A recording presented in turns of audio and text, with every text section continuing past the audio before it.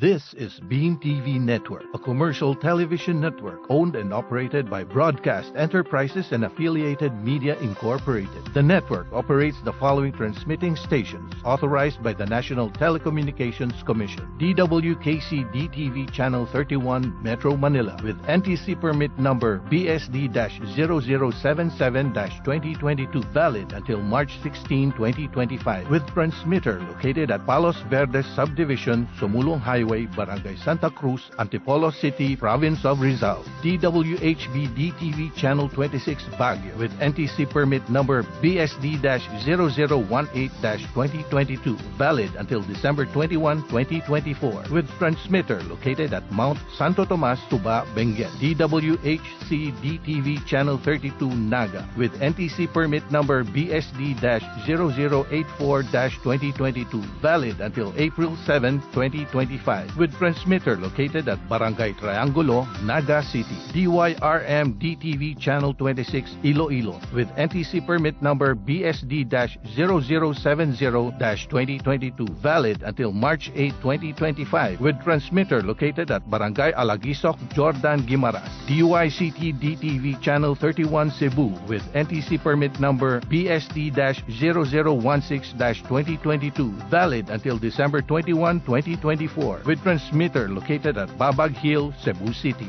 DXKC DTV Channel 31 Davao with NTC permit number BSD-0019-2022 valid until December 21, 2024 with transmitter located at Shrine Hills, Barangay Matina Crossing, Davao City. DXBE DTV Channel 31 Zamboanga with NTC permit number BSD-0017-2024 valid until December 21, 2024 with transmitter located at Mount Kabatangan, Zamboanga City.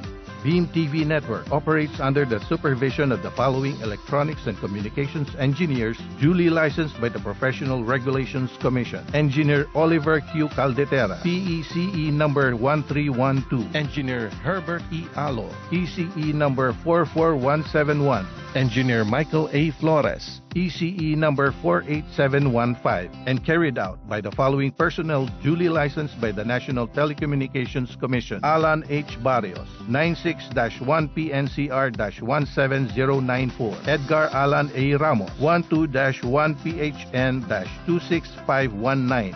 Beam TV Network is now signing on. All programs telecast on this network have been approved by the Movie and Television Review and Classification Board. Anong balita mga ka-vibes? Tutok na dito sa Prime TV.